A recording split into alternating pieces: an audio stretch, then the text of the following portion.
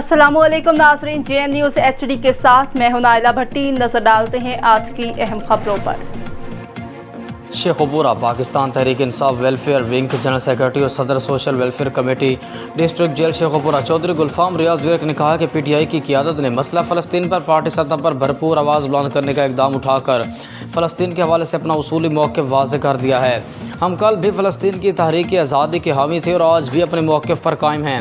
इंशाअल्लाह मज़लूम फ़लस्तीनियों के हक़ में हर सतह पर आवाज़ उठाई जाएगी।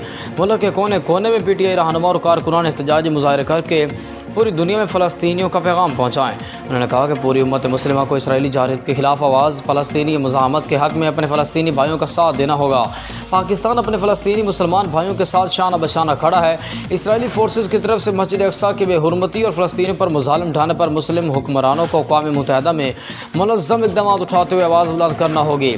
फ़लस्तीनी मुसलमान आलम इस्लाम से ये तवक्को रखते हैं कि इसराइली मुज़ालिम के ख़िलाफ़ वो अमली तौर पर फ़लस्तीनी अवाम का भरपूर साथ दें। उन्होंने कहा कि फ़लस्तीन चूँकि एक आज़ाद और ख़ुद मुख्तार रियासत है और आलमी क़वानीन के तहत अहलियान फ़लस्तीन को अपनी ज़मीन और जान और माल के तहफ़्फ़ुज़ का पूरा हक़ हासिल है, लिहाजा अक़वाम मुत्तहिदा अपना किरदार अदा करते हुए फ़ौरी तौर पर इसराइल के मुज़ालिम से रोके और मुस्लिम उम्मा के दरीना मुतालबे पर फ़लस्तीन के हुकूक़ के फराहमी में किरदार अदा करे। दुनिया पर वाज़ेह होना चाहिए कि इसराइल रियासत नहीं बल्कि गाज़िब है। दुनिया अपनी आँखों पर बंदी मुनाफ़िकाना पट्टी खोले। बैतुल मुक़द्दस मुसलमानों का क़िबला अव्वल है जिस पर 7 अशरों से इसराइल ने गासिबाना कब्ज़ा किया हुआ है।